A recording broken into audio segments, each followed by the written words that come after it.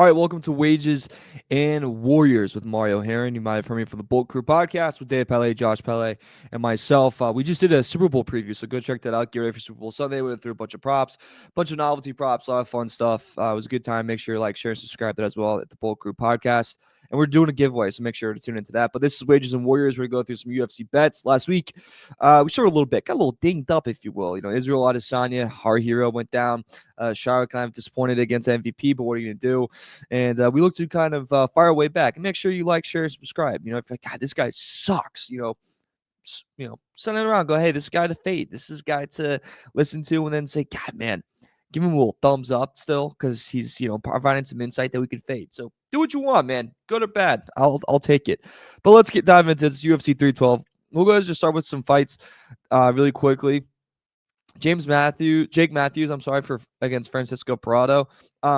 Francisco is a very younger fighter, 22 years old, and he's a finisher. So he has 12 wins, 6 of them by TKO or KO, and 6 submissions. So he's a very well-balanced MMA fighter. Very, very good. Jake Matthews is this is young versus experience. Jake Matthews, 20-7. The last 4 fights, he's 2-2. He's been around the block, man. He's been in the UFC since 2014.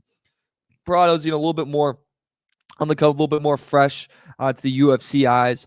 So it's kind of experience it's old versus new, essentially, right here. And while I do think Matthews wins the fight, I think just with the price that you're getting with Francisco, you kind of have to take just because he is such a well-balanced fighter, and that in all of Matthews' losses, I believe, let me check this really quick. Yeah, Matthew has been taken down at least once in the 4 out of his 6 losses. So if he shoots on him, and he proved that he can, and he takes you down, and he can kind of control the fight on the ground, he should be able to take care of, and he can do a pretty good job of doing stand-up and kind of dueling with him. Even in a loss, I believe he outdueled 120-90 in his recent loss that he had. So he can stand up and toss with the best of them, and just with that big of a price, man, I'd go ahead and bet on the young guy to make a statement win and kind of get something going there. So that's what I would do right there in that first kind of fight. So the other ones that we can just kind of run really quickly through is Jim's Crew versus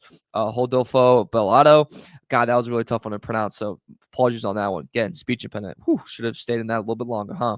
But Jim Crew, 12-4, 5 wins by KO, 4 wins by submissions, 8 first-round finishes, exciting fighter, very good takedown defense. Coming off loss by submission, he has won 2 of his last 6 fights.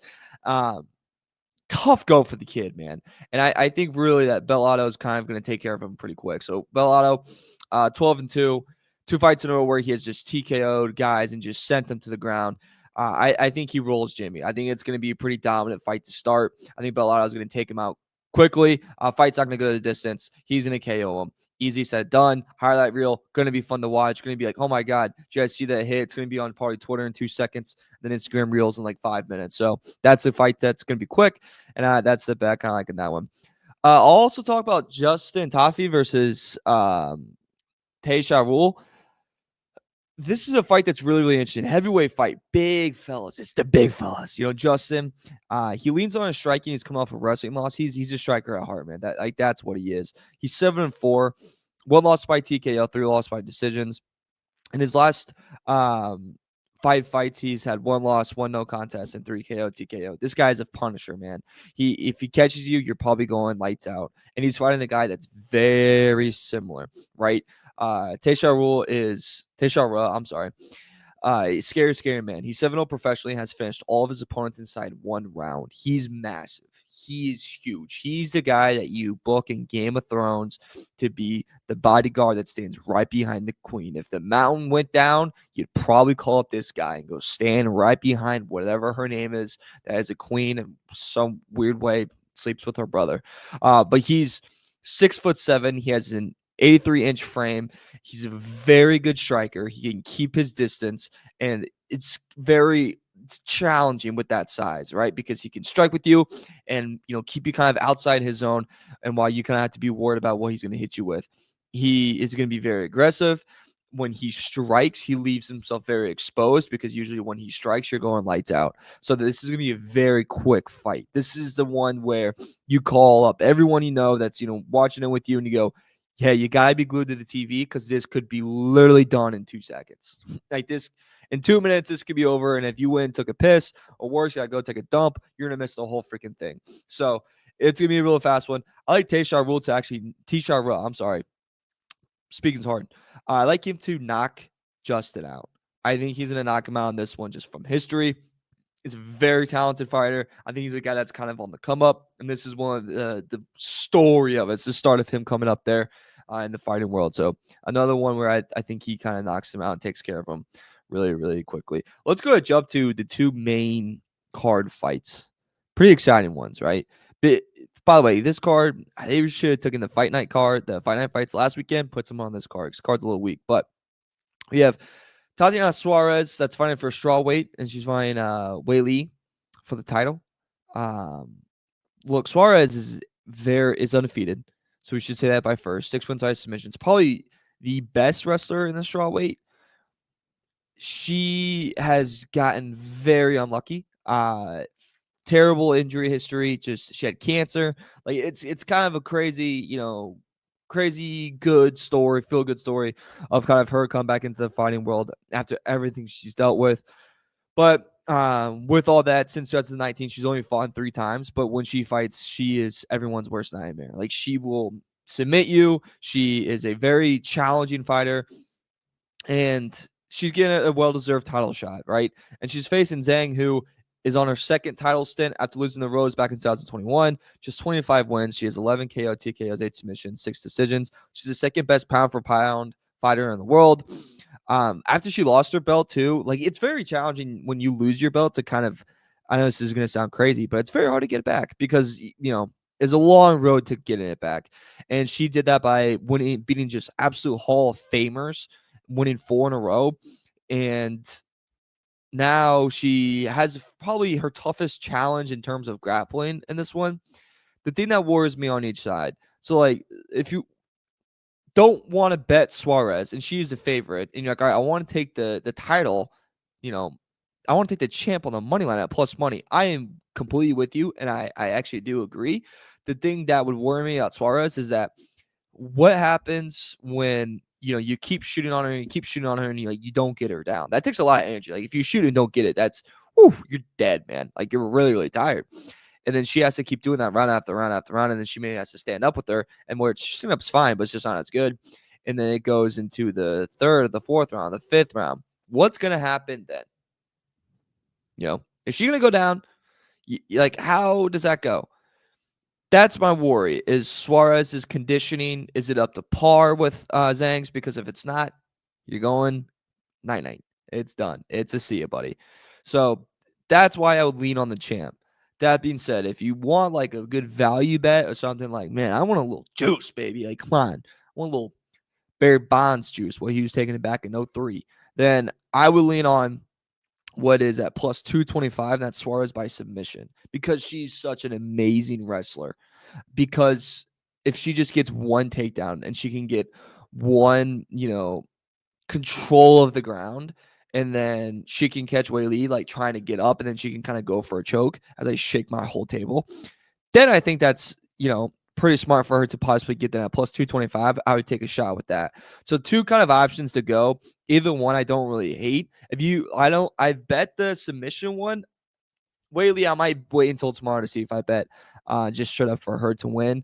But also just middling, it's kind of takes the risk out of gambling. And you got to have risk. Get the blood flowing, man. That's what you need. But that's what I like for that one. So let's go to the main event.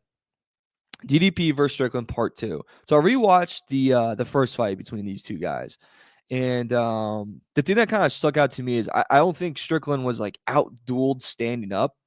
Like I don't think he was like absolutely torn apart, in that area. I think what hurt him is I think judges sometimes get fascinated and really like value the takedowns. And DDP shot at him and took him down like a couple of times. And I think anytime you get that in a fight, you're behind the 8 ball right away. If you're on the opposing end of that. So anytime that happens, you gotta start swinging heavy and swinging powerful because you gotta get this guy. You gotta get a knockdown in there. You gotta do something because you're really behind. And that's what happened in that last fight. Is DDP just shot on him. I think Strickland just didn't do a good enough job of defending it. And that's what hurt him in the end. I think standing up and striking wise, Strickland can take him. Even in that first fight, I thought a lot of the times, and I could be way wrong on this. That's fine if I am. I thought DDP was really swinging for the fences, which is just what he does, but they just weren't landing. And Strickland's a very hard guy to hit.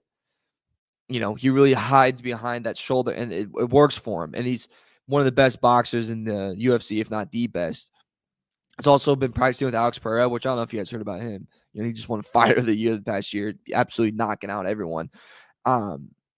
I think Strickland can pull off the comeback. I think he can do it. I think this time around, he can kind of take DDP down, just getting so close in that last fight.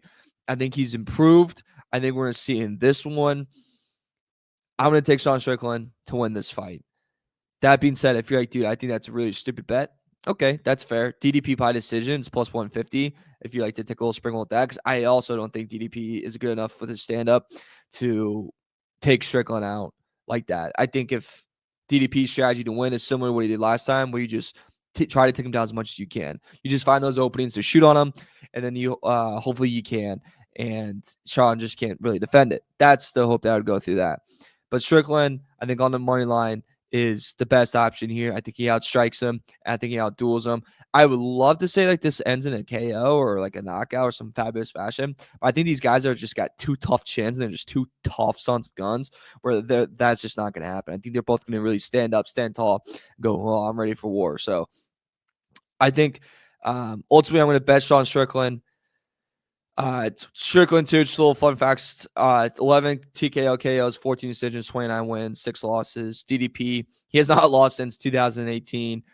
22 wins, 9 KO, TKO, 11 submissions. He's also a tank. So as I say, when you say has not lost since 2018 and say you're going against him, give you guys a little heads up. You sound pretty stupid. And that was me. So what are we going to do? But all right, that's Wages and Warriors. Thank you guys for listening. Thanks you guys for watching.